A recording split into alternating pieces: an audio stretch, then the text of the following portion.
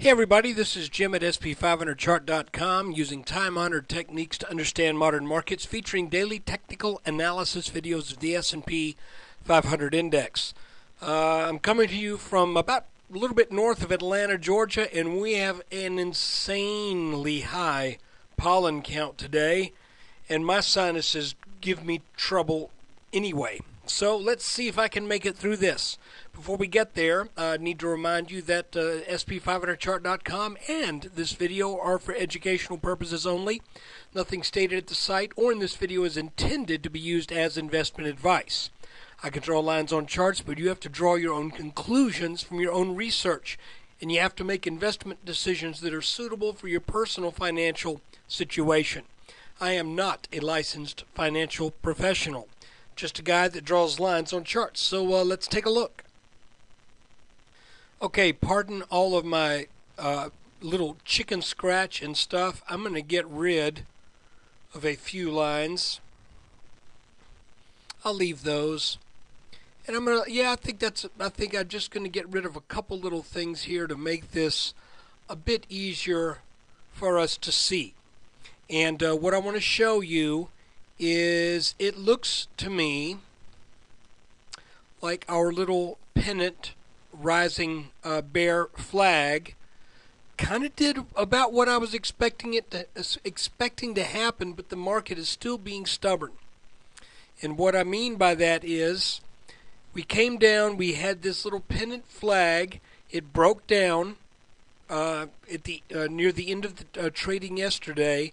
At the open this morning, we got that little 4 to 5 point bump up that would back test this broken line.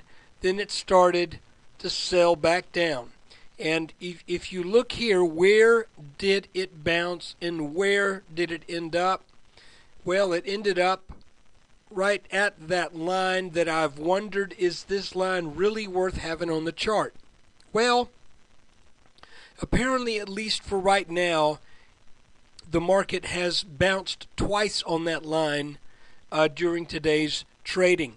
Additionally, let's just kill that line for a second. We're not going to miss it. Let's look at this in a slightly different fashion.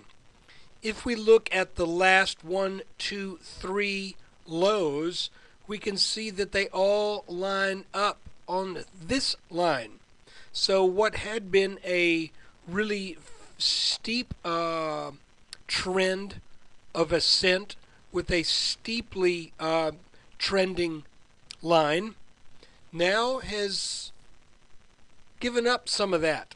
As a matter of fact, the astute observer may even look at this and say, well, by golly, that sort of has that good old head and shoulders kind of shape to it. The only thing that looks a little suspect is the fact that the right side of the head happened on a gap down. But you know, if you look at it, here we have this selling back down to this area, a rally, back down, another failed rally that could not get over this, and yet another failed rally. So I'm saying now, let's look at this line.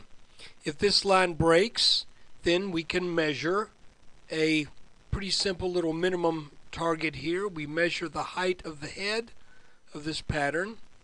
And it's not a perfect pattern, but let's pretend. Let's say this breaks down with a gap down in the morning. And why am I saying that? Not for any particular reason, but you can see that we came down to this support line. If there is something negative that the markets have to digest overnight, then I would think this line would probably break.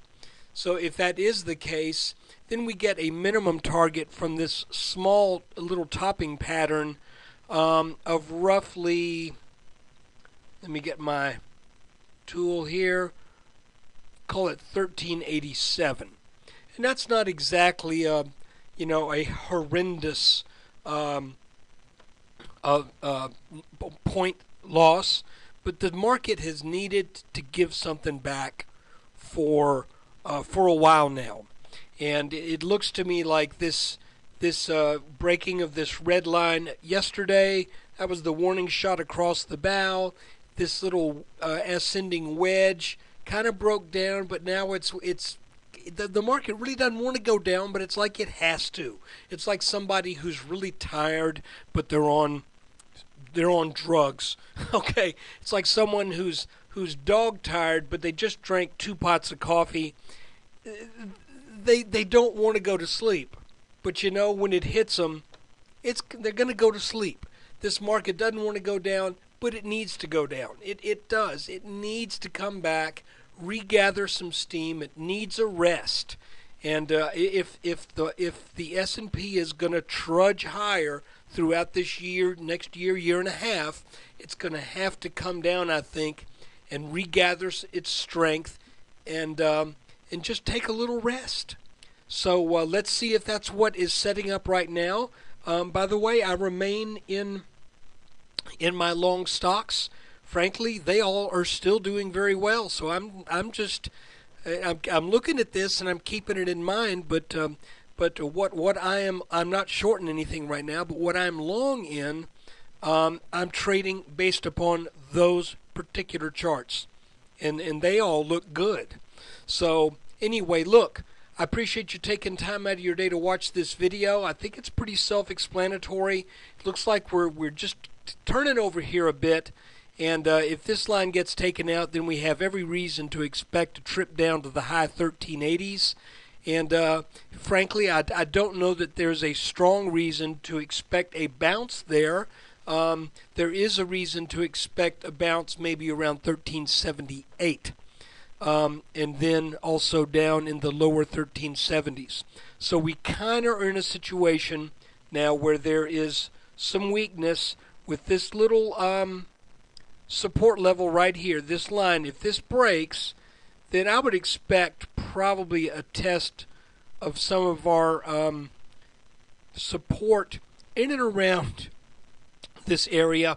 And if this doesn't hold, then I think we look to the 1340s. So that's it for today. Thanks again for watching.